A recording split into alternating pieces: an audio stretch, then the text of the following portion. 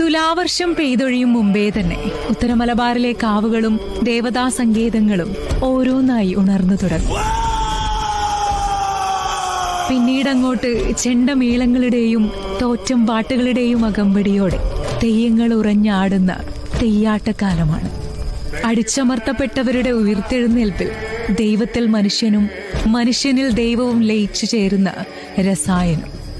ഉത്തരമലബാറിലെ ജീവനുള്ള ദൈവങ്ങളാണ് തെയ്യങ്ങൾ.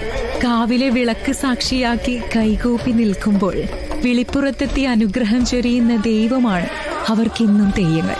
സങ്കടങ്ങളും സന്തോഷങ്ങളും വേദനകളും കൺകണ്ട ദൈവത്തോട് പറഞ്ഞ് കണ്ണീർ കഴുകി കറകളഞ്ഞ മനസ്സുമായാണ് ഓരോ വിശ്വാസികളും കാവിൽ നിന്നും തിരികെ പോകുന്നത്. തുലാപ്പത്തിന് തുടങ്ങി ഇടവപ്പാതിയിൽ കൊടിയിറങ്ങുന്ന മനോഹരമായൊരു തെയ്യക്കാലം. അത് വടക്കിന്റെ മണ്ണിനും മനസ്സിനും നൽകുന്ന കരുത്ത് അനിർവചനീയമാണ്. വീര്യം കെടാത്ത വിശ്വാസങ്ങൾക്ക് മുന്നിൽ വിശ്വമൊന്നാകെ കൈകൂപ്പുന്ന നിരവധി കലാരൂപങ്ങളുണ്ട്. അവയുടെ കാണാ